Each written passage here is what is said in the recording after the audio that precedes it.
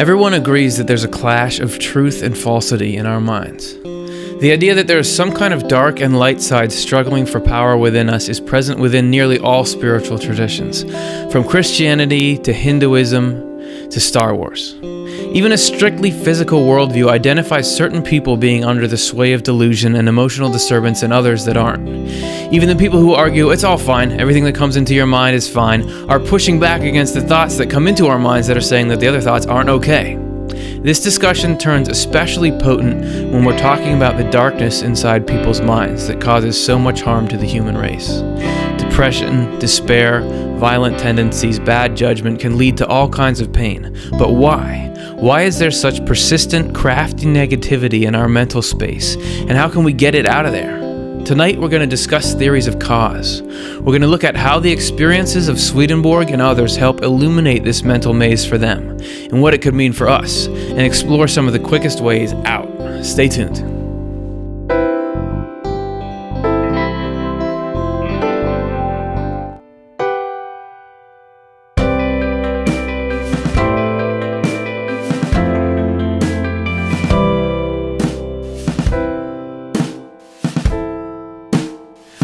All right, everybody, welcome back to Swedenborg and Life as we embark on our second season here. Great to have you all with us. My name is Curtis Childs, and I'm going to be the guy talking us through this. I'm the host. I'm with the Swedenborg Foundation, which is a nonprofit that works to make cool stuff that helps people. That's our official mission statement, I think.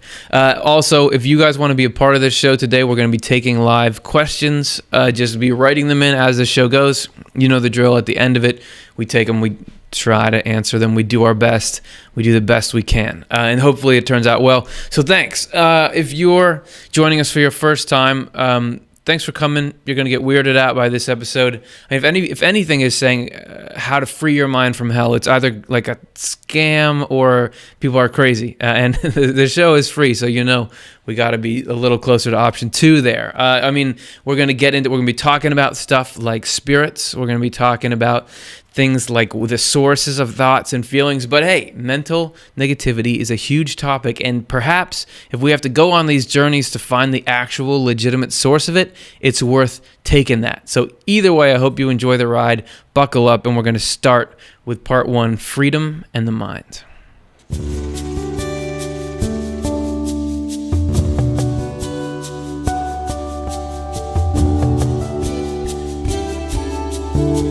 Yeah, so we're going to, as I said, we're going to go all over the place. We're going to go down the rabbit hole, and we're going to have a lot of information this time. So if you can handle that, then I think we can do something really cool here, because I got a lot of different angles to come at this, how to free the mind from, and we're going to take a look, of course, at what Swedenborg had to say, but not just him. We're going to find out how does stuff converge, and is everybody's little pieces of the puzzle pointing to the same thing. All right, so first we want to take a peek at the nature of freedom and the nature of the mind, the source of thoughts and feelings. Freedom, we want to look at the way that what you would call evil takes away freedom. Now, there's sort of 2 facets to the evil phenomenon. One is the negativity we receive in our own minds, from our own minds. You know, people get beaten down and by their own thoughts and feelings. They get harassed constantly. People can be very broken just by the messages they assemble inside themselves or that they perceive. That's sort of one side of it. Then the other side, which I'll do with my other hand, is that where we are doing harmful things that cause harm to other people and end up harming our life. And we're going to kind of see where these 2 sides intersect. We want to start with looking at how freedom, you can sort of feel free when there is evil or negative behavior present, but that actually many traditions realize that this is actually the opposite of freedom, even if it can feel at times like you're free. So we're going to pull up a couple quotes that we got just looking around in some of the major religious texts in the world. From Islam, "O men, God's promise is true, so let not the present life delude you, and let not the deluder delude you. Surely Satan is an enemy to you, so take him for an enemy." From Buddhism, "When a man grasps at things, Mara, the evil spirit, stands beside him." Sikhism, "All vices are like chains thrown around the neck." Christianity, Jesus answered them, "Truly, truly, I say to you, everyone who commits sin is a slave to sin." So you have all of these traditions and all these powerful teachings and teachers saying, hey man, this stuff is dragging you down. right? So we're going to take a little bit of a look into the nature of this negativity or this evil and into the ways that we can free ourselves from it. So let's get into Swedenborg a little bit here. Secrets of Heaven, 892. He's talking about freedom and internal slavery. Once someone has been regenerated, and that's the process of spiritual growth, it's going from being self-centered and mean to outward focused and loving, in brief. Once someone has been regenerated, he enters for the first time into a state of freedom. Previously, he has been in a state of slavery. It is slavery when evil desires and falsities predominate, freedom when affections for good and truth do so. As long as he is in a state of slavery, a person never perceives what his situation is. Only when he enters a state of freedom does he start to do so. When he is in a state of slavery, that is, when evil desires and falsities predominate, the person who has become subject to them imagines that he is in a state of freedom. While anyone is being led on by any kind of love, and Swedenborg uses the term love to describe both positive and negative attraction, by any kind of love and following wherever it leads, he imagines that he is free.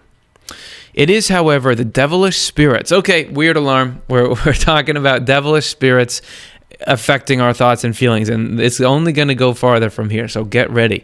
It is, however, the devilish spirits in whose company and, so to speak, fast-moving stream he is caught who carry him away. No one ever enters into a state of freedom until he has been regenerated and is being led by the Lord by means of the love of good and truth. When he has entered that state, he is enabled to know and perceive for the first time what freedom really is, because he can at that point know and perceive what life is, while the true delight in life is, or what the true delight in life is, and what happiness is. So it can feel like when we're being pulled along by negative things, by egocentric things, selfish things, it can feel like this is great, but actually we're completely being dictated to by those thoughts and feelings. That those desires can yank us all over the place, and it can be destroying our life, but we feel like we're just following what we want because it feels good at the time, or because it's coming from what appears to be internally. So this is the first little piece. We have 3 pieces we want to set up here before we start to get into the how-to section of the show. So that was the first one. The second one comes again from Swedenborg's Secrets of Heaven, but skip forward about 5,800 numbers. It's long. So this is Swedenborg talking about his personal experience with evil spirits interacting inside him. And this is a major theme in Swedenborg's works, and it's one we're going to touch on a lot today. And I know I'm doing a lot of these tangents, but Swedenborg became able to perceive the operation of the spiritual world on him, and he was very shocked by what he found, that he couldn't believe the amount of influence we get from the spiritual world. He's describing some here. I have often noticed that evil spirits invest themselves in particular with a person's false notions and evil desires, and that when they do, they control him in a despotic way. For one who gets inside a person's evil desires and false notions makes him subject to himself and turns him into his slave. So again, this idea of being enslaved to evil thoughts and feelings. But an influx coming through angels adjusts itself to the person's affections, which they guide gently, turning those affections toward what is good without breaking them. The actual influx of them is silent, barely perceptible, for it is an influx into the person's interiors, always operating through his freedom. So here you have the angel and the devil on the shoulders. In Swedenborg's case, the dark side behind, the light side in front. And hell is trying to enslave minds, enslave people, and heaven is trying to let people be free. Even though it doesn't always feel like that, it's the whole situation of the mind. As we all know, just from having a mind, it's confusing. What are all these thoughts? What are all these feelings? What can I trust? What's leading me in a good direction? And the sort of the spiritual, we said in the beginning, we're going to take a look at causes. Swedenborg, and we said that everybody agrees there's this clash of mental phenomena. Swedenborg says there is this spiritual reality underpinning the whole thing. And we're going to look at the validity of that. How does that fit with the mind that we know? And so he's saying that there is this effort to control from the negative, an effort to protect and lead in freedom from the positive, even if we can't always sort it out. And you see sort of the different ways they act there. And so finally, Divine Providence 308, and then we'll have got all our setup done. Oh, and this just happens to be the biggest one. This was one of the hardest things for Swedenborg to swallow, one of the hardest things for me to swallow when I started reading it. Everything we think and intend is flowing into us. And since all speech flows from thought like an effect from its cause, and all action similarly flows from volition, everything we say and do is flowing in as well, albeit secondarily or indirectly. No one can deny that everything we see, hear, smell, taste, and feel is flowing in. He's talking about feel like touch feel, like put your hand on something. What about the things we think and intend then? Can there be any difference except that what flows in from the physical world flows in through our outer or physical sensory organs, while what flows in from the spiritual world, or you could say mental world, he says everything mental is coming from the spiritual world, flows in through the organic substances of our inner senses or our minds. In other words, just as the organs of our outer or physical senses are attuned to material objects, the organic substances of our inner senses or our minds are receptive of spiritual objects. So, it's a strange, challenging concept that we are being our thoughts and feelings are being influenced by the spiritual world in the same way that our sensory experience is being influenced by the physical world. Something walks by that changes what you're seeing. And, if you really want to get a big project done, you got to be willing to bring up some big tools, rip a lot of stuff up, rack up a lot of costs. And similarly, if we're going to go around trying to free the mind from hell, free the human race from suffering, we're going to have to go into some challenging, interesting ideas. And this is like paramount there, is this the inflow of thought. And we'll see in all these other sections that being able to be on board with that concept and realize that we can have internal influences, that is the key to everything. All right, so we've got our key. Let's try it in a lock here. We're going to look at part 2, reflection.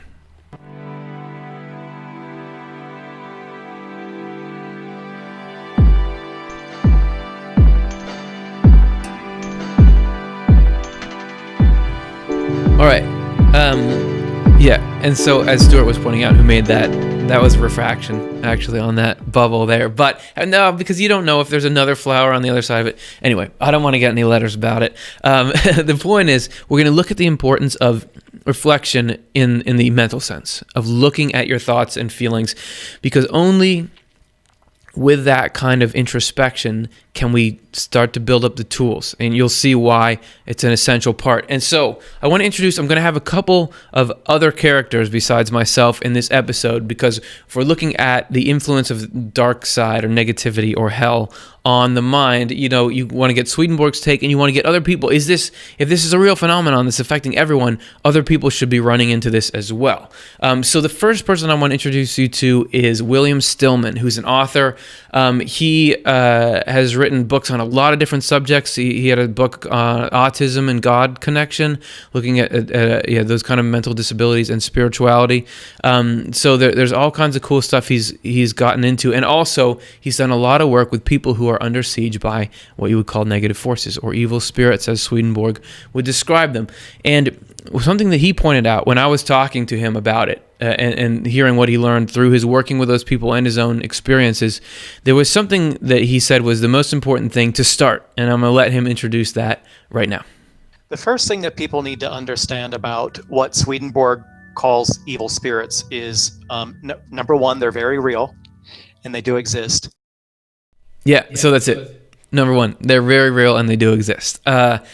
This is, and if you're watching this and you don't think that kind of thing is true, maybe give a little space to the potential of that concept, because, there's no harm if it ends up not being true. That's fine. But if you can give space to that, then we can at least examine it, because nobody has a lock on what the causes of thoughts and feelings are and what the causes of harm inside a human mind are. So if we can open ourselves up to that possibility, or maybe you've had plenty of experience with it and you're saying, yeah, this acknowledgement or that acceptance of that potential is an important part of it. And you can see Swedenborg gets at it too through this principle of reflection. This is from his Journal of Spiritual Experiences, 734.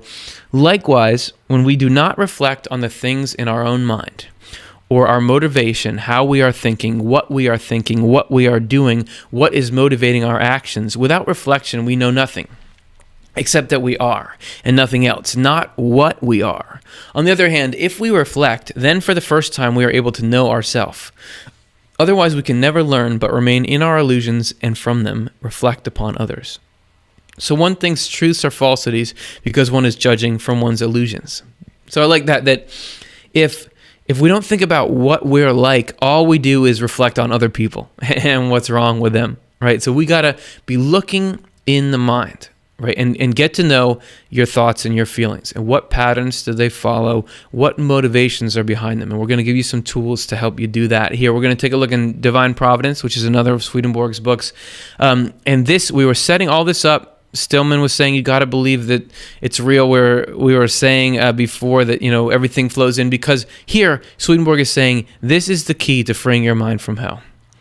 If we believe that, as is truly the case, everything good and true comes from the Lord, and the meaning of good and true thoughts and feelings, and everything evil and false comes from hell, then we would not claim the goodness as our own and make it self-serving, or claim the evil as our own and make ourselves guilty of it.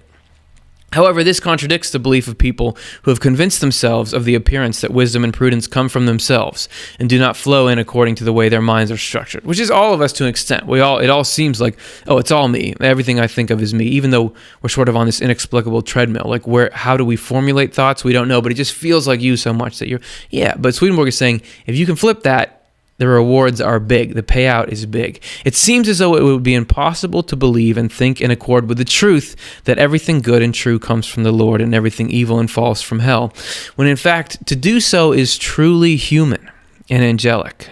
If we make these two acknowledgments, we simply reflect on the evils within ourselves, and to the extent that we abstain and turn from them as sins, throw them back into the hell they came from.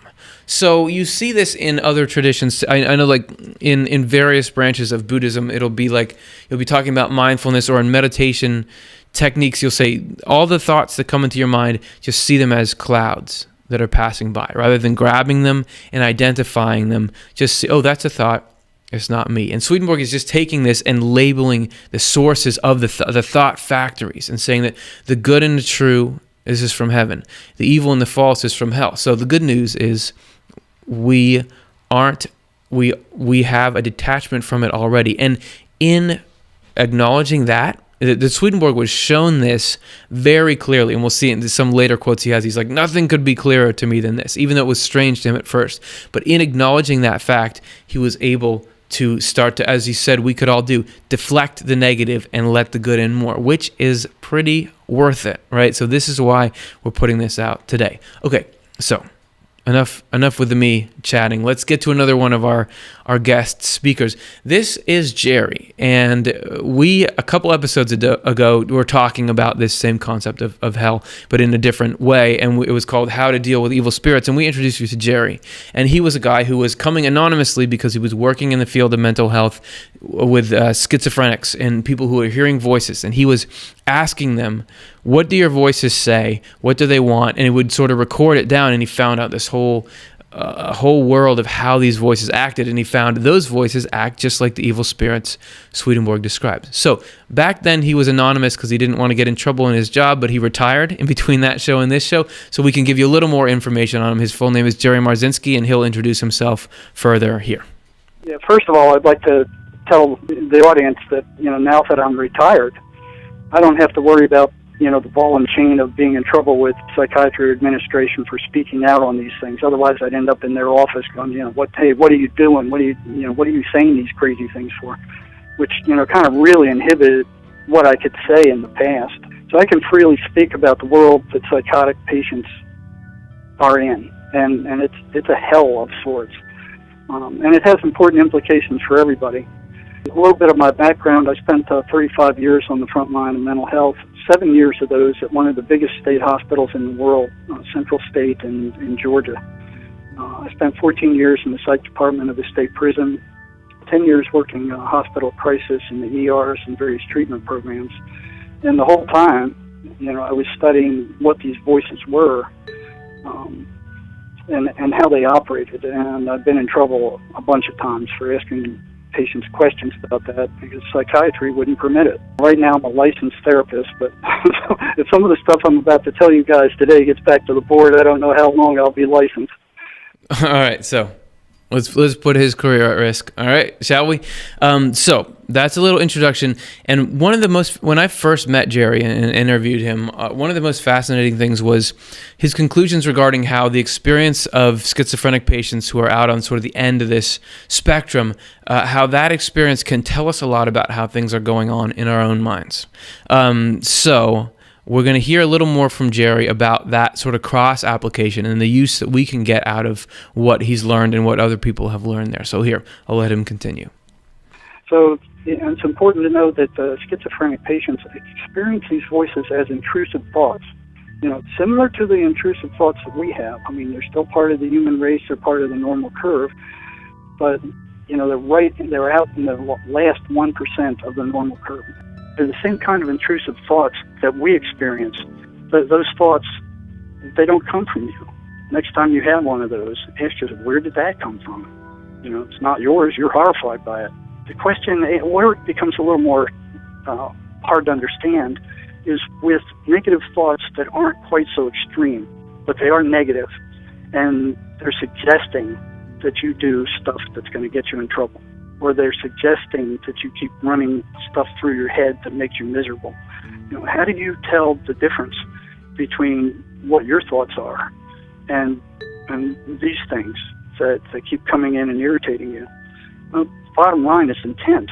You have to ask yourself, is it your intention? Now these things can't make you do anything, but they can certainly suggest it. You have to ask yourself, where did that thought come from? All right, so intent is an interesting. This is how you can tell it apart. That he's saying that even for these patients, it's not necessarily easy to discern all the time what's your thoughts, what are the voices. But if you look at the intent behind it, like why is this thought here? Jerry goes on to talk about this. He said that there was this guy who he met that was schizophrenic, in the ER, schizophrenic and an alcoholic, and that he told the story of why he couldn't give up drinking, and that it was related to the voices or the evil spirits that were pushing him into this stuff, and that they had this intention to ruin his life and get the highs that they were looking for. So that Jerry would then pass this information on, and he makes some interesting points about how that further reflects on all of us. So here he continues. Who's in control? And you talk to these guys, the alcoholics, and after I heard his story, almost every alcoholic I dealt with in the ER, that I thought wouldn't get me in trouble, I'd tell him this guy's story. And I'd say, was it your intention to get brought here by the police? Was it your intention to lose your house, your wife, your job, everything that you've had? Was that your intention? And they go, well, no, I didn't want that to happen. And then I ask them, well, then whose intention was it? Alcohol is just a chemical. It doesn't have any mind. Whose intention was it that you are now in the mess you're in? Whose intention is it that you keep drinking? And that kind of takes them back. And they can look and they can see that, that building up to a drink. Hey, go over to Johnny's house. Knowing that he's got alcohol over there, or you can have just one drink. That kind of stuff. So it's the intent of the thought. So if you have intrusive thoughts, it's like look at it and go, well, where'd this come from? Which most people don't ever ask. I asked that once in the PhD program when I was there, and I red flagged myself. The head of the department's looking at me like, what kind of spaceship this guy fall off of, asking where thoughts come from. Spaceship. I like that part. Where did this come from? This is the same principle Swedenborg was talking about, introspection, looking at the thoughts, scrutinizing the thoughts and feelings. And Jerry's saying that the intent behind these matters, and that we'll get into the intent of heaven and the intent of hell. If we're trying to look for the intent behind thoughts, we'll see sort of what that might be a tip-off to in a minute, although you can probably guess. However, I have one little clip from Jerry, which is he once had an experience where he experienced, during his experience, what he thinks was a form of what the patients experienced. And it was just a brief thing that came and left, but it was so striking to him, he still remembers it, decades later. And he was swimming in a lake late at night, and he was pretty far out, and suddenly he had these very strange thoughts come into his mind that were like They sounded like his thoughts, but they were so different in content that it stuck out to him, and they were trying to convince him he was going to drown when he was out there, even though he was a very accomplished swimmer and everything. So here's him talking just a little bit about that. What surprised me is this thing sounded just like my normal thoughts. There wasn't any change in timbre. There wasn't any change in intensity. There wasn't any change. There was no noticeable change except the intent. It's like it didn't fit. Drowning was the last thing on my mind. I wasn't going to drown. I was certain of it. It wasn't going to happen. But here's this thing saying, okay, you're heading for the bottom. You're going to drown. We whenever we're looking at goods or things that are produced, we don't always, but we often want to know where were these produced. For example, you've all seen "Made in China" on something, right? We see this sort of on the back of things written out, this little like "Made in China" tag, and that means different things to different people, right? And the meanings of it can change, but it affects how we think. Or we look at our food. Where is that sourced? That kind of stuff. And so from that, we make decisions about where we're going to go and purchase things from. But can we do the same things with thinking? Can we look at our thoughts and see, is there a made in somewhere tag? And then we're going to be able to look for the tag is what we're trying to get you tonight. All right, so one last thing for this segment, Divine Providence 312.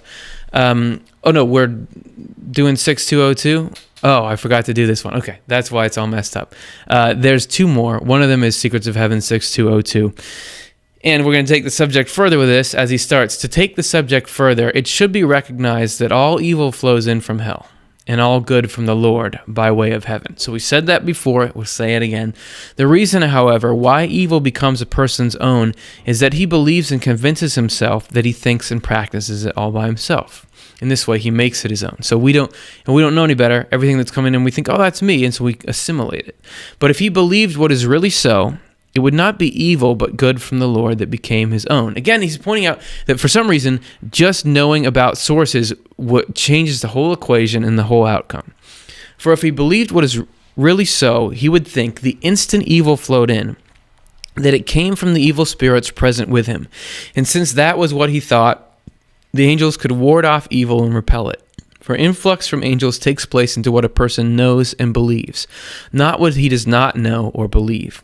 And there was nowhere else for it to become firmly established than in something that the person knows or believes. So you got to have that knowledge in there, that heaven is trying to save us, but heaven can't work unless you have something to work with, some substrate in the form of ideas. So that if we get this concept together, that's when angels can actually work to divert the evil influence. But if we don't have that knowledge, there's nothing for them to operate into because it violates the freedom, right? And we'll get to why the freedom is so important. Okay, now we're going to look at Divine Providence 312. I may add, so this is Swedenborg just talking about personal experience here. And so this is just a little of what it's like if you can see spirits and talk to them. I may add here an experience that is quite common in the spiritual world. One spirit can instill her or his own thoughts and desires into another spirit, and the other spirit is totally unaware that the thought and desire are not arising spontaneously. In the spiritual world, they call this thinking in someone else or thinking from someone else. I have seen this 1,000 times. However, as soon as people realized that someone else was instilling these thoughts and feelings, they became resentful and turned away. I may append to this experience something that happens to me every day. Evil spirits are often inserting evil and false elements into my thoughts, things that seem to me to be within and from myself, as though I myself were thinking them. However, since I have realized that they were evil and false, so again, this introspection, this realizing, I have asked who was inserting them. They have been unmasked and driven away. This shows that everything evil is flowing in with its falsity from hell, and that everything good is flowing in with its truth from the Lord, and both seem to be within us. So, if you believe him, Swedenborg is saying, this happened to me so much, it just became the norm for me. And because I knew, hey, this is evil and false. And this is like a stepping back from everything that comes in, oh, this is all me, so it's all good. Instead, you're looking almost objectively at yourself to say, this is coming in, oh, this is not good. Therefore, it comes from hell. So, and him being able to do that, not only did he get to see where it came from, but it was taken away. So we can't, I can't, I don't know if you can, see spirits and the spiritual world and angels and how it all works, but with thoughts and feelings. If we can put the same labeling on thoughts and feelings, we can get the same kind of deflection process, or that's the promise. All right, so if we're going to try to label these things, we got to sort of know what we're looking for, right? So we're going to, part 3, we're going to take a little tour and try to do some spotting of the nature of the elements of hell. So here we go.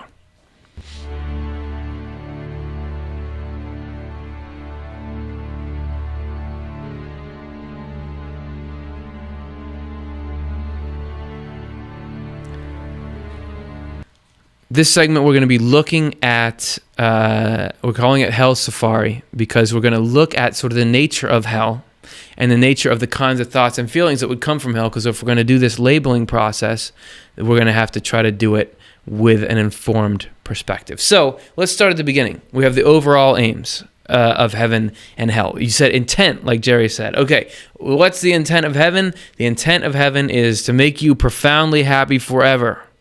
The intent of hell, make you miserable and destroy you. And you can choose. You can go with either one, man. But there are some people who would argue one over the other. All right? So those are the overall aims. And so I want to go back to some of our guests and hear people who are dealing with this stuff in real time.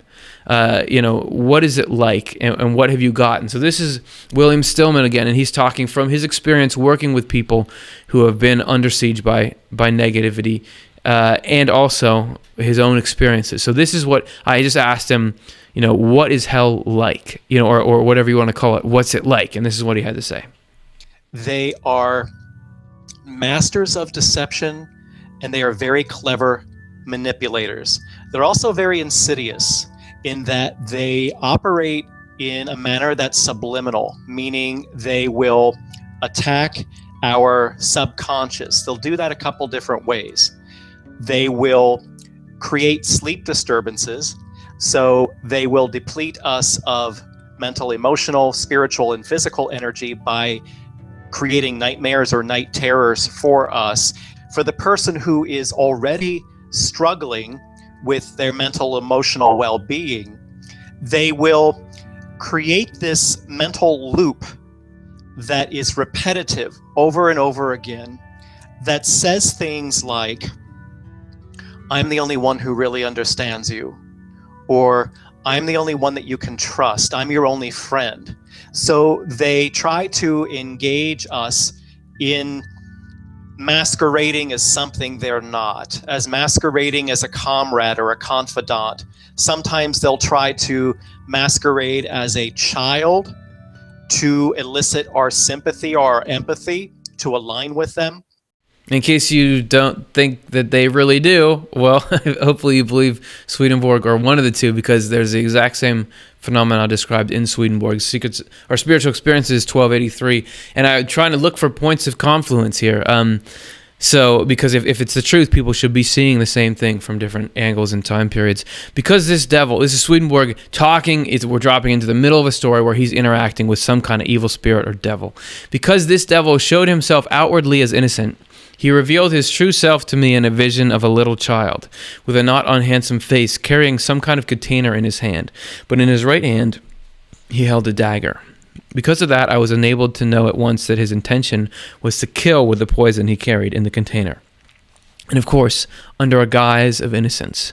Therefore, such a spirit is immediately exposed, however much he strives to hide himself. In this way, it is also known that he's among the worst, like the one having such a strong poisonous aura. So ignore the references to other characters. We're dropping into the middle of a story. Doesn't make sense. The point is, he was having this interaction, this same kind of, oh, hey, I'm innocent, I'm not going to do anything, was there. I remember Jonathan Rose, who's the editor of the New Translations, once said, for Swedenborg, every day was Halloween.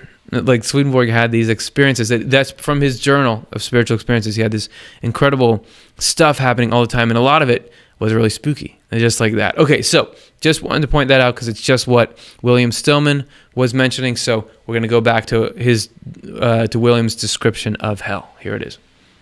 But this is how they get their foot in the door. They're very clever and duplicitous in this manner.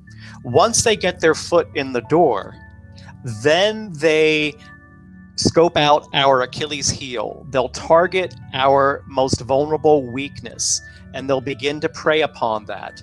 So if you have in any of your past history been at all addicted to alcohol, prescription medication, illegal substances, pornography, gambling, binge eating on all the wrong foods, cutting yourself or doing anything that's self-injurious, they will target that, and they will begin that repetitive loop that then descends into self-deprecation. You're ugly, you're fat, you're worthless, nobody loves you. It would be so much better for everyone if you just killed yourself. That's what they want. They thrive, they feed upon creating fear, anxiety, chaos, and they delight in destruction. What they ultimately want, and they don't even like me illuminating the truth here, but I'm going to do it. What they ultimately want is to set up the situation such that it is ripe for a murder-suicide to occur. Some of the people watching this show may even know or have been people who were addicted, seriously addicted to cocaine or meth or heroin or perhaps alcohol. And if you interview those folks who have really struggled in the depths of their darkest days, they will talk about hearing the voices of evil spirits, demons, telling them to harm themselves, telling them to harm other people.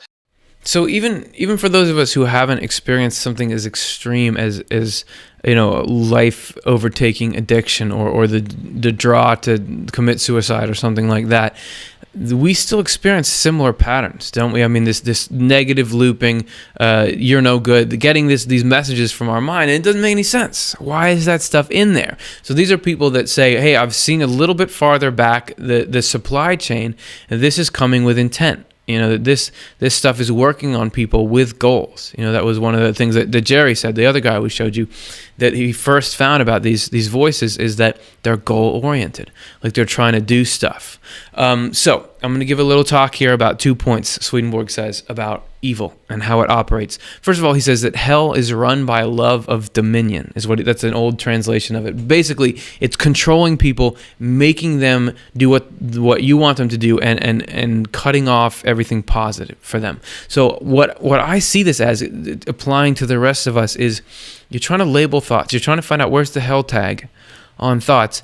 Is it controlling you? Does it not give you any freedom to move? Is it demanding your attention? Is it demanding you take a course of action? Is it cutting off other joys? Is it trying to dominate your life? To me, that's a good hell tag. The other thing is worry. We're worrying about things, and there's something very interesting when you look at the whole picture as described by Swedenborg, because really in the world he describes, with God as God is, heaven as heaven is, hell as hell is, the only thing that's actually dangerous to us that we actually need to worry about is loving evil. Or bringing evil in and living by it, which is not how it seems in life. Because in life you might be worried about things like, am I important at all? Am I ever going to find enough friends, or am I ever going to find a calling or a partner? Those kinds of things, right? But the way Swedenborg describes, the afterlife, we get all that stuff. If not this life, we get all that stuff in spades that we have. We saw in other shows that we did here. There's communities that you become part of a community, which is like the people you feel the best with that you could ever. So you get all these really tight, close friends. Everybody finds a partner that's just right for them, and that we each have our specific place in heaven, that we can do something that nobody else does, just like we do it. That all those needs are taken care of. So in my mind, and this is like, my own hypothesis, but anything that's trying to get us to worry about anything like that, it's got to be from hell, because God's not saying that, right? God's not saying, man, you better get cooler so you get more friends. Sorry if that's my God impression. That's disrespectful. But you see what I'm saying? You see what I'm saying? That in the grand scheme of things, as heaven sees it, we're going to be set on all that stuff, so they would never be introducing worry about it into our minds. So those are a couple of my thoughts on the tags. Let's hear a little bit more from Jerry on the nature of the evil spirits or the voices that he's had experience working around, and what are they like, and see if you recognize anything from your own thoughts in there. So here he is again. So I've spoken to hundreds, maybe thousands of psychotic patients who heard voices, and I couldn't get a decent answer from psychiatrists of what they were other than hallucinations. But that didn't make any sense because they were consistently negative all the time. They constantly attacked the person. Where hallucinations, a true hallucination, it's negative, it's positive, it's neutral, it's all over the place, it's as individual as the patient himself, but not these things. They were consistently horribly negative. They ran the person down, told him he was no good, he was rotten, nobody liked him, people were after him. It was just a hell of negativity. And it was directed. It was directed. It wasn't random. It wasn't random like regular hallucinations. They want complete control. They don't want the patient to have any friends. They don't want them to have any family. They hate families. They want to destroy the family. They hate little kids. They don't want you to trust anybody except them. They don't want any interference. They don't want anybody else in the way. They have a classic signature of what they tell these people. And this is classic. It's like they'll tell them they're no good, they're rotten, nobody likes them, they can't trust anybody. So they can go into the person's head and they can pull up every rotten thing that person has ever done. Even stuff that person had long forgotten, which amazed me. Patients would tell me, "Help! I hadn't thought about that in 30 years." And they'd come up and they put it in their face and just keep rubbing it in. And then they tell the patient to kill themselves. Saying you're no good, you're worthless to anybody, kill yourself. They can't stand positive emotional energy, so they have to generate negative. That's why the negative stuff they put in their heads is constantly negative, horrible. The rottenness stuff they can put in there, that generates the negative emotional energy, and then they drain it off just like we milk a cow. They separate them from their family, their friends, they isolate them so nobody can interfere. They drain them and then they put them back out there to eat food, and regenerate more energy, and then they come and they attack. But they sound just like your own thoughts. Their hallmark is they're negative. They will do anything to generate negative emotional energy, and they're relentless. They'll tell you you're no good, you're worthless, you did this stupid thing, everybody hates you. Anything they can put in your head that will generate negative emotional energy that they can later suck off, they'll do it. So, I don't know about you, but I see a lot of similarities in the descriptions of William, Jerry, and Swedenborg. And this is people in different fields in different parts of the country, different country in Swedenborg's case, different century. But yet, and when I was telling Jerry, I was like, yeah, I'm talking to this guy, William, and he says a lot of the same things as you. And Jerry's like, yeah, the truth. That if everybody's doing gravity experiments on different parts of the planet, they're all going to find the same thing. Are we seeing the same thing here? I don't know, man. I don't know. It's up to you. You're in freedom to decide that. So let's close this segment with something from Swedenborg's Journal of Spiritual Experiences. This is where he's talking about worry and thoughts, man, because even if you don't hear voices, you're going to have worry and thoughts. So I wanted to put this out because I think it's a very fascinating little anecdote. And so we're dropping right into the middle of something like we do. So he's talking about objects of thought that cause him worry and the spiritual influence on that. So they are any objects of thought, whatever, which, when one is held in them or one's reflection is kept fixed upon them by spirits, create a great deal of trouble, for the most part having to do with one's own affairs or things that are to come, as is evidenced from much experience. Here he goes into his experience. Whenever I was prompted to think of my little garden, of him who cared for it, of my having to be called home, of money matters, of the attitude of my acquaintances, of the character of the people in my house, of things that were to be written, how they would be received. So he's talking about his own books. Are people going to like my books? By the people, and the possibility that they would not be understood, of new clothes that I had to be obtained, and many other such cares. Whenever I was kept reflecting on them for a long time, spirits would straightway throw in troublesome, worrisome, and evil things, together with supporting thoughts and desires. And I noticed that when I had not been in the thought of such things for months and years, I did not care about them at all, nor experience that they brought on any stress. These are the reflections of thought by which the longer one is held in them, the more one is infested by evil spirits. So he's talking about what we would call now rumination, or dwelling on worry. And he's saying that all this stuff, all these kind of worldly sort of matters, even like, are things going to go well for me in my book writing, that the more he thought about that, the more negative spiritual influence started to get intertwined in there. That this sort of worry about, concern about the future attracted that, and that the more he thought about it, the worse and worse it got. And then if he just let it go, he's like, oh yeah, I didn't think about that in a couple months, and it was fine. So, and because he can see the causes behind it, he could see the spiritual influences acting on him during different phases of that. So I give you that in case it helps you, because we're all trying to worry less, I would think. Okay, so if we're trying, there's a motivational side to it, and it's a complex, long-term kind of struggle to try to get out of all the stuff that's wrapping us up in our mind. So our next section, we're going to talk about how it doesn't just happen, you gotta want it.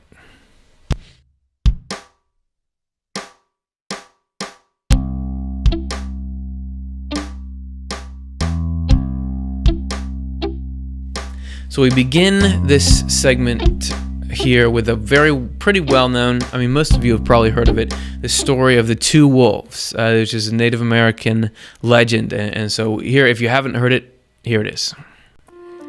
An old Cherokee is teaching his grandson about life. "A fight is going on inside me," he said to the boy. "It is a terrible fight, and it is between two wolves.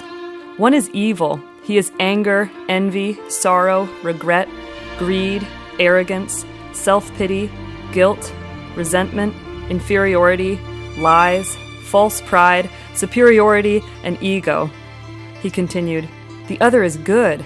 He is joy, peace, love, hope, serenity, humility, kindness, benevolence, empathy, generosity, truth, compassion, and faith. The same fight is going on inside you, and inside every other person, too." The grandson thought about it for a minute and then asked his grandfather, "Which wolf will win?" The old Cherokee simply replied, "The one you feed." So, how do we feed the right wolf? And this is not just something that's this show is pointing out, or even that legend. This comes from all over the place. We've pulled a couple quotes again from major religious traditions. Zoroastrianism, yes, there are two fundamental spirits. In thought and in word, in action there are two, the good and the bad. And this is this duality that's recognized in all kinds of traditions. Christianity, the spirit is indeed willing, but the flesh is weak. Hinduism, the mind is said to be twofold, the pure and also the impure. Judaism, man's evil inclination gathers strength against him daily and seeks to slay him.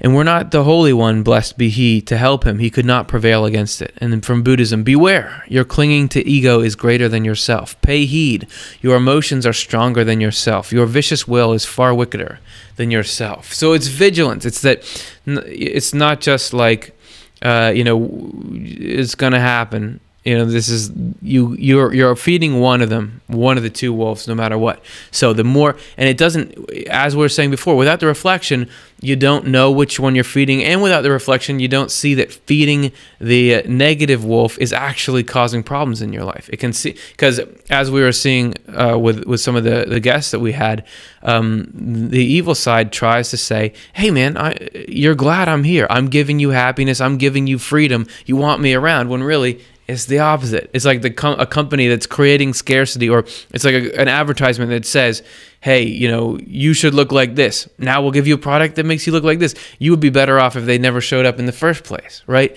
So it's the same way with this stuff in the mind. So you got to want it, is what we're talking about here. And what is it? Here's the goal as described by Swedenborg. We're looking for heaven. When hell is gone, heaven is there. And that's everything we want: peace, happiness, everything like that. And Swedenborg says heaven is union with the Lord. But what does that mean? He goes into a little farther here. The Lord's union with us and our mutual union with the Lord are accomplished through our loving our neighbor as ourselves and loving the Lord above all. And to complicate it further, Swedenborg talks about how those are actually relatively technical terms. That loving the Lord, it sounds like it's just loving God, but really it's loving the human race, because God wants to benefit the human race, and so if we really love someone, we want to do what they want. So it's really loving God is loving everyone. So that's the goal. And then Swedenborg goes farther into it here, Divine Providence 333. Oh, and this is about how we've got to make the effort to turn that direction, or else all the divine power in the world can't do it for us. Divine providence is constantly at work for our salvation, but it cannot save more of us than want to be saved. We want to be saved if we believe in God and are led by Him. We do not want to be saved if we do not believe in God and we lead ourselves. I want to get, we could get into it a lot more about what does it really mean to believe in God or not believe in God. What if you are a good person but you don't acknowledge a deity? We could get into that more. Basically, the more you love what's good, the closer you are to loving God. The more you love what's evil, the closer you are to not. So, but for another time. Anyway, the second quote, True Christianity 150, the Lord is carrying out all these processes in all of us, meaning that He is trying to have these effects on us. We're jumping in, He's saying all the effects of regeneration, of peace, happiness, finding the heaven mindset. And when we adapt and modify ourselves to receive good qualities, He actually carries them out in us. Even the acts of adapting and modifying ourselves are actually from the Lord. If we do not accept the Lord's processes with a willing spirit, He cannot carry them out in us. But His desire to do so remains constant. So God is trying to reform, and by reform, there's a tendency historically in religion to, we're so evil, God is, no, but it's heal. It's heal to sickness in us of different kinds. Some, as we were saying in the beginning, some is the negative tendencies we have in doing things. Others is just the things we're under attack by. But we've got to want that. We've got to turn that way in order for the divine to be able to work in us. And I was thinking, that made me think of hitting bottom. Are you guys familiar with that? That's where, it's often referred to when there's some kind of addiction you have, some issue is making your life totally unmanageable, and some event happens or something where you realize, I can't live like this. So I got into a conversation with author Peter Rhodes, who's been on our program before, and he had done a lot of work with recovery programs and that kind of thing. And so I asked him about this hitting bottom and how that affects people in their desire to change. So this is what he said. Yeah, there's a point where you hit bottom, which is at first when you start out in your drug of choice, whether it's alcohol or something else. It's great, it's what you want. But then gradually that self-centeredness and giving yourself, gratifying yourself, divine possibility to gratify the human ego, so you always want more to drink, more to drug. And eventually that's a downhill spiral. And it brings you to a point where the impact it's having on your relationship with your friends or your wife or your children, you start to see the unmanageability of giving in to your will all the time. And that can get worse and worse and worse until eventually the outcome of your will, Swedenborg talks about the evils of your falsity. Everybody can drink. I think it's okay to drink. Well, you start to see the impact it has. And that brings up, you start to have a will outside of your selfish will. You start to be aware of, I'd really like to get along with my kids better. I'd like to see them more often rather than spend time in a bar or whatever it is. So that hitting your bottom starts the willingness to be different, even though it'll be contrary to what you've said you wanted and what you may want. There's something else starts to develop. I think that's God's will within you. So then it says the only requirement for a membership in some recovery programs is a desire to stop whatever it is, a desire to stop living that way. So what matters is that. Sorry about that. What matters is that desire to work. And that might seem like, I have that, but that is the building block. That, and then the concept that there's heaven and hell, and good and evil come from those. So if we put those together, that's what the divine can work with to kind of lift us up and out. And it's why can't God just come in and do it? It's because of freedom. And that might be a frustrating answer. Swedenborg was big about that there is no consciousness without freedom. That we think people don't have to have it, that you could just have that taken away. But he says here, True Christianity 481, to become spiritual without having free choice in spiritual matters is as impossible as it is to shove a camel through the eye of a sewing needle, which is a biblical reference, or to touch some star in heaven with our hand. We are human because of our free choice in spiritual things. Without it, we we would indeed be a log, a stone. So that, it's not like we're people and we're given this extra layer of freedom. The ability to be a conscious human being, freedom is the essential element in that. It can't just be taken away. So we're very much in control of it. So we just got to start turning in this direction. But we got to have the tools, which is why we're doing this show. It's not that hard though. It's not as hard as you might think to make these turns, as Swedenborg describes. True Christianity 5:23. He says that people who, through repentance, have laid aside some evils that are sins, though, develop a resolve to believe in the Lord and to love their neighbor. They are held by the Lord in a resolution to abstain from many other things as well. Therefore, if it happens that because they did not realize what was going on, or because they were overwhelmed by desire, they commit a sin, it's not held against them. It was not something they had planned to do, and they do not support what they did. So it seems like there's some sort of, in religion, there's this idea of like, if it's a score, there's a scorecard, and if you mess up, that's counted against you. But, Swedenborg is saying, oh man, if you slip up, that's fine. I mean, you didn't want it. You can look back, and you're not now condoning it. It's not that big a deal. So I just thought that that's worth it. Worth mentioning, because it's an important part, that it's not all this mammoth, unreachable goal. He says in another part of his writings, just examine yourself once or twice a year and really look at things you want to change. And so there's these two different sides. There's changing our behavior, and there's also we want to be free of these thoughts and feelings that are attacking us. And what Swedenborg is saying is that changing our behavior, aligning ourselves more with heaven and love and God, and getting the evil and false out, weakens the attacking force of hell. So that's how we go about the whole thing. All right, so there's that. We're going to get to our next section now. As we wrap it up, we're going to look at the process of remodeling the mind. All right, so let's get to it now.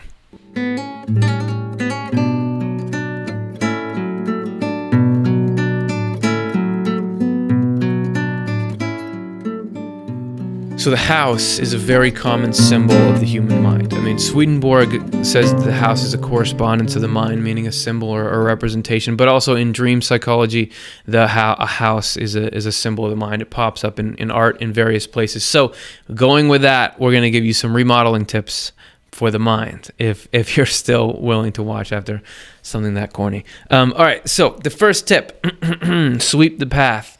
Sweep the path every day. And what that means is have a consistent practice. Swedenborg says, True Christianity 5:30, if we abstain from one sin or another that we have discovered in ourselves, that is enough to make our repentance real. So you can think, there's so many things I got to do.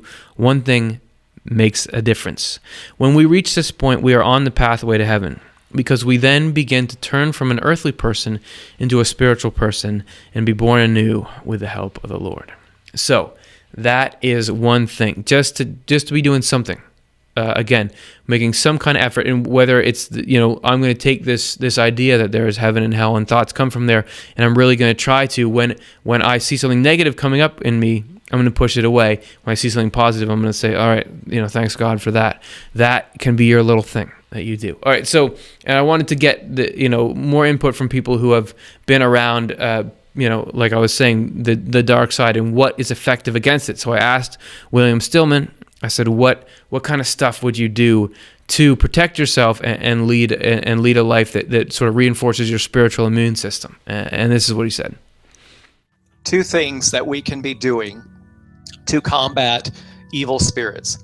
The first is illuminate the truth. I cannot stress the importance of that enough. Illuminate the truth means illuminate every corner of your personhood so that there is no room for deception or lies of any kind, especially the lies that you tell yourself. Swedenborg talks about ensuring that our inner self is as transparent as our outer self, and that those two concepts align with one another. This is the path to redemption, to a cleansing. But the other thing that is of extraordinary great importance is to reclaim or reestablish your relationship with God on a daily basis. It is not enough to call out to God and his angels to suggest that in your hour of greatest need they're going to swoop in and fix it all and make it all better on your behalf. While I believe that there is opportunity for that to happen, it is a reciprocal relationship such that you must be conscious and aware of investing time and energy into the relationship every day. So what I ask people is, do you have 5 minutes for God? And do you have 5 minutes, a minimum of 5 minutes every day at the same time of day for God? And in that 5 minutes, I'm going to ask that you pray or meditate, not for what you think you want and need, but to pray and meditate with gratitude, appreciation, and thanksgiving for all the gifts and blessings and privileges that you already have. Start from a place of gratitude. This is about building a spiritual reserve within oneself from which you can draw upon in times of need, just like taking money out of the bank. You're going to be depositing into that spiritual reserve to build a strong foundation such that you can have faith in your faith. What that will do for you, and as you're building that bond with God, it will strengthen you, but it will also poise you to be in a position to be of good and great service to others who are struggling and experiencing things similar to what you are. So a little spiritual financial advice as well. And I like that idea of building that reserve. And when things are going good, if you can build these habits when things are going good, then when you need them, when things are going bad, you have that built in instead of trying to start from scratch there. All right, so remodeling tip 2, accept love deliveries. Yeah, we made that graphic. It's pretty awesome. This is True Christianity 457 to 458. Goodwill makes the connection between ourselves and God. Because God loves every one of us but cannot directly benefit us, he can benefit us only indirectly through each other.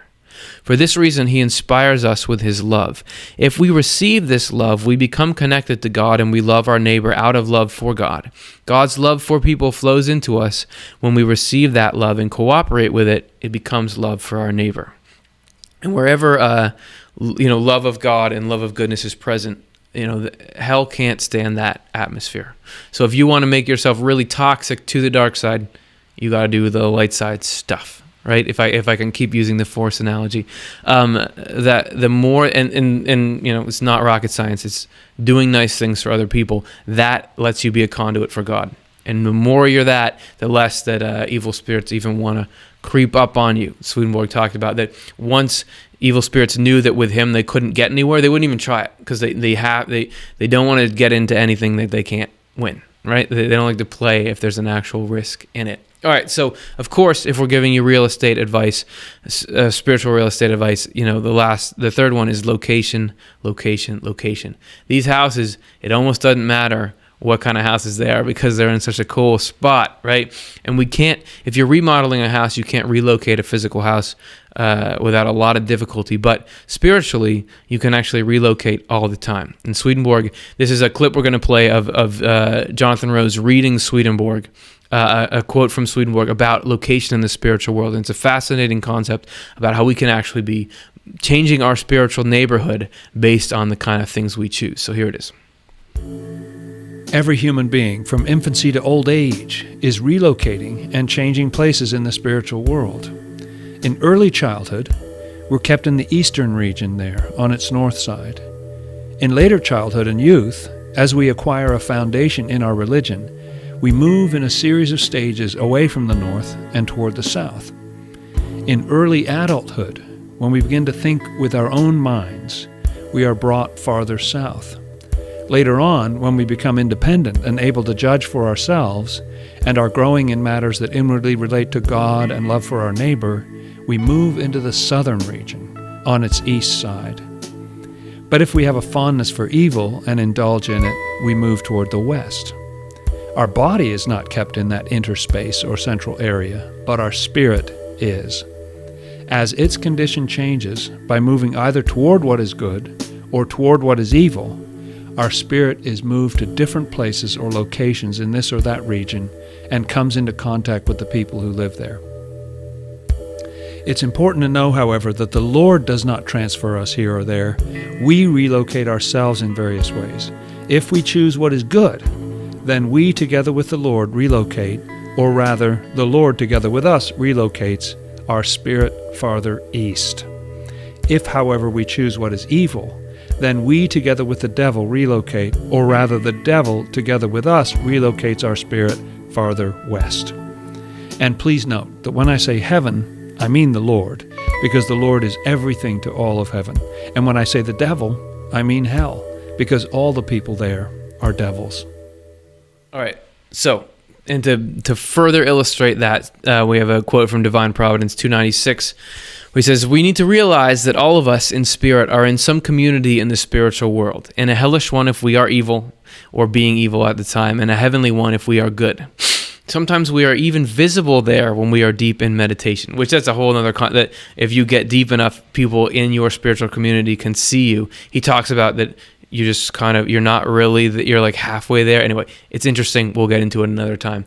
Further, just as sound and speech spread through the air in the physical world, desire and thought spread out in the communities in the spiritual world. There's a correspondential relationship here because desire answers to sound and thought to speech. So just the way sound waves and that kind of stuff radiate out in the world physically, spiritually, thoughts and feelings radiate out. So where you are spiritually, geographically, that affects what kind of thoughts and feelings you get coming in. So that's what he says.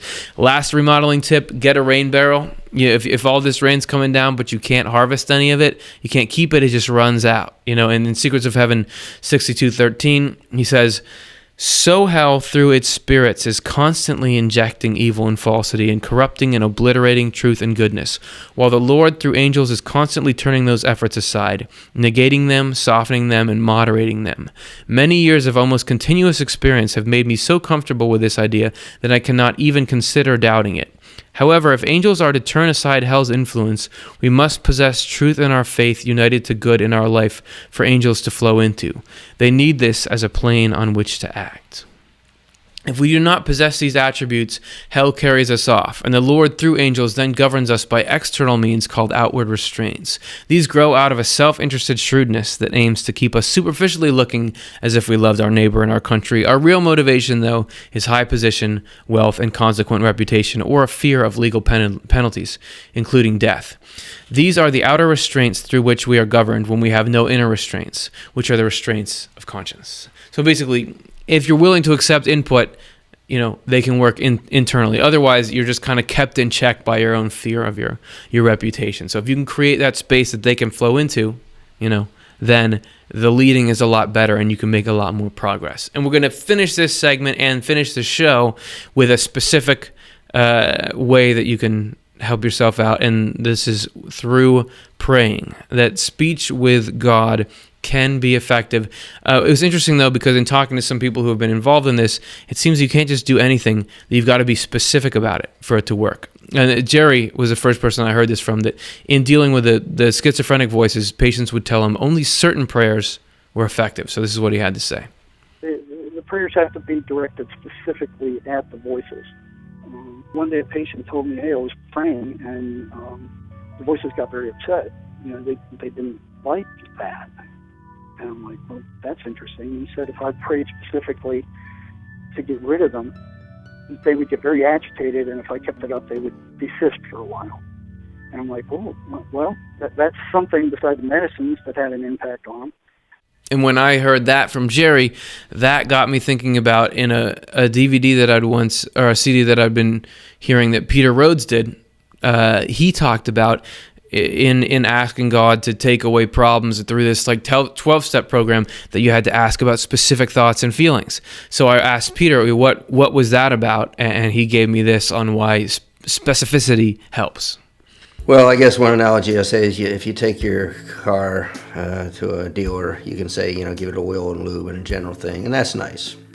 But if you start to have problems, you hear a knocking or something like that, you take it in, they have to identify a particular problem. Well, what are you here for? Well, I don't know. Just trying to figure it out. No, what are you here for? Well, it sounds like my transmission and my car keeps jumping. And okay, so now we have to identify the problem. When you've identified the problem, you haven't solved the problem. But that's a first step. So in terms of regeneration or the 12 steps, it's, well, yeah, I know you're powerless and your life has become unmanageable. when you start to experience that, you might want to take that opportunity to really listen to your transmission so that you can identify, is the transmission, it's making a knocking sound. When I hit 40 miles an hour, it tends to hesitate. So in a 12-step process, it's what thoughts are you having when you're in an argument or a resentful attitude towards your wife? What are the thoughts you're having? What are the feelings you're having? Those are the thoughts and those are the feelings that you're asking God to take, because they're comprised of your will, and replace it with His will. So it's just being very specific, and that's the last thing I believe the evil spirits want you to do. They want you to think that person's making you angry. Well, when that person appears to make you angry, what are your thoughts? Well, he pulled into that parking spot. He knew I wanted that parking spot. And, they're all that way. I know what those young people are like. They just have no respect anymore. Okay, write down all those thoughts, all those feelings. Would you be willing to give up those thoughts and those feelings? Those thoughts and those feelings don't want to give you up. They manifest through you. Would you be willing to have your higher power remove them from you? There's a certain pleasure of insanity to be so right and they're so wrong and all that. Would you be willing to sacrifice that? So now you get really specific. And when I do this and identify it, I also identify the pleasure I have from being angry or irritable. And then it gets down, which pleasure do you want? The pleasure of insanity or the delights of wisdom that God can bring to you if you're willing to have that taken from you and made quiescent? So it really brings you to the question. And now you can, in fact, ask God to do something specific, and you'll be asked to give up that particular thought. I had went to the day with my wife. She was telling me some things, and I just had this snide remark come up, that 5 years ago I would have made. And it's just, I observe it. I don't want that will. And that will really wanted to come out of my mouth. But I really don't want it. And when I didn't follow that, she was so excited and she gave me a big hug and everything. And I just see how destructive, because those thoughts and those feelings are the manifestation of the hells within your mind and within your heart that want to come out of your mouth or out of your actions. So you see it right there, and that's where you see that, I really need my higher power or God to remove this, because I left myself do love this, and I like to make my wife wrong. That didn't help my relationship a whole lot, but that's what I like. But God doesn't like that. God likes to support my wife. And then when my wife is supported, the pleasure I get from her being supported, which really God brought about, I get to experience as if it's my own. So that's not only do you get the benefit of improved relation in life, you get a personal relationship with God in the moment temptations, not in generalities. Awesome. So, that says it all. And that's all we're going to say in this segment of this show. Thanks, everyone, for hanging out. Hey, if you have been enjoying this video, please give it a thumbs up on YouTube. That helps YouTube know that we're cool. And if you haven't already, please subscribe now to our channel. That will just let you get the videos, and it also tells YouTube that we're cool, and then it will show us to more people, and maybe those people will enjoy it. All right, so this is a long show. This is a long one. We're already past the time we'd normally end the show, but we're going to still do the questions because you guys spent all this time, so we're going to get to those now. We're just going to take a quick video break, and then I'll talk about what you guys want to talk about. So, see you in a minute.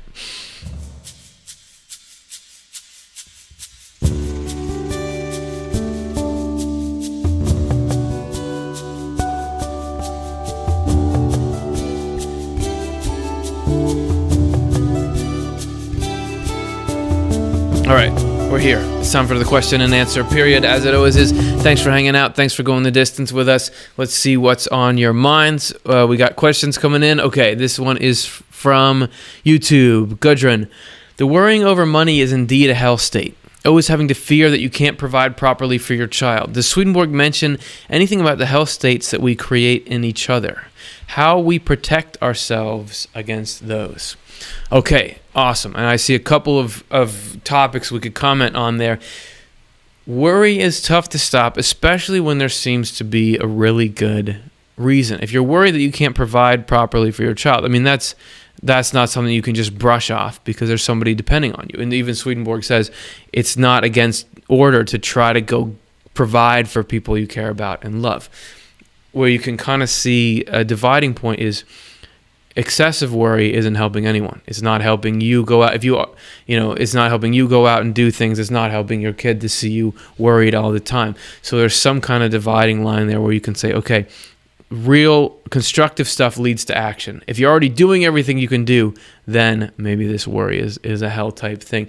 So what about the hell states that we create in each other? That's tough, man. Even if you do all this spiritual practice stuff, somebody cuts you off or says something to you, it's very hard to not get worked up. I think that one thing we can do is anytime we're triggered into a state like that, that's an opportunity to further notice what it feels like to be in hell. Right? And the more that we can, I'm in hell right now. Sometimes all you can do is just barely notice instead of just thinking, I'm mad at that person. You can, I'm in hell. So anything like that, in a way, the protection comes to, because if we get something positive out of it, that's like sort of the ultimate protection. So those are a couple of thoughts I had. If anyone else in the chat room has something, you can go ahead and give a better answer than me. All right, let's take a look at our next one. This is from Rocky Soul on YouTube. It seems as I get closer to God, I get more challenges in life to overcome. Is there a way to get closer to the Spirit and lead a calmer life? Man, if there is a way, I haven't found it currently, and Swedenborg doesn't seem to give a lot of hope for that. Because he talks about reformation through struggle, and we did a show called "The Purpose of Spiritual Struggles," and they're sometimes translated temptations in the older translation. That it's through these hardships that we really come to, like something like today's show. That there's hell and heaven in the mind, and you have to. But I don't believe that. If life's going fine, it's easy to not believe that. But if you start to get overwhelmed by hell inside you, you start to be a little more open to, okay, maybe there is something there. So I don't know how to make it calmer. And I would hope that the more we establish the mindset of heaven, the not worrying, the more we deflate the ego, the less things trigger us. But as of right now, I haven't quite gotten out there. So I don't have a ton of hope, but we're not in this alone. People can support each other. I think there are ways that we can make the journey easier for each other, like Swedenborg was saying, that God can reach out through people to people. So maybe if we develop better networks for that, we can make progress there. So anyway, it's a great question, and I wish I had more better things to say about it. All right, let's take a look at another one. This is from Diego, YouTube. In another show, Curtis brought up a point that I've always wondered about. Why is it that good can recognize evil, but evil can't recognize good? I think it might have something to do with frequencies, because when we're good, we hit on more cylinders. Yeah, I think you're on the right track there, and I would just add to it that Swedenborg says that there's what he calls the heavenly marriage and the hellish marriage. And that these are two joinings that are present in everything. And that the heavenly marriage is the joining of good and truth. That these things are meant for each other, and that evil and falsity have this hellish marriage together. So that when we're in evil, we naturally gravitate towards falsity. And if you have misconceptions, you don't see the truth for what it is. But if you're in the truth with good, then you can see evil for what it is. Plus, the universe is set up by God so that, looking at it from the perspective of love is the true perspective. So if you're in the reverse of that, you're not going to see things as they really are. And also spiritual, he says it's like being up high. That when you're up high, you can see what's down low and what's up high. But if you're down low, you can't see up there. So I like your thought, and I wanted to add that, and it's great. Appreciate it. Okay, next one. Karen on YouTube. Do you believe most drug addicts and drunks all have evil spirits directing their every thought? No, I don't think so. I mean, I don't think every thought. I think we're all a mix of good and evil, I definitely find in my low-level addiction type, or getting into less than healthy behaviors, there's times when I really feel jerked around by that stuff, and there's times when I am in my better self. And I think everybody goes through that cycle, and not like people who have been addicted or are addicted or in some different class. And you can see some people, if for whatever reason, can be really far gone. It's really hard to reach them. There's a lot less daylight getting through, but nobody's completely gone. So I don't think so. But I do think we all are under negative influences, probably more than we realize. But with these tools, it can be okay. So that's what I think about that. I could be wrong. I could be right, man. I don't know. Okay, we got 3 more, I think, here. This is from Jimmy on YouTube. How do you free your mind from those damn evil names in your mind, like the names of demons and Satan? What should I say to myself? I pray to God every day and to the Holy Trinity, so why do I hear these names in my head? That's interesting. It sounds like we got some kind of repetitive situation there. And I know that Swedenborg talks about evil spirits will focus on, or will try to do the same thing over and over without let up, which is, as somebody pointed out, that's the same technique that our military does, that the U.S. military does. Other militaries, they'll deprive people of sleep and repeat music over and over, that kind of thing, to try to wear people down. So I'm really sorry that you're having that kind of head weather. What I've found is that things that you feel like hold a lot of truth that you can refer to can have a lot of impact.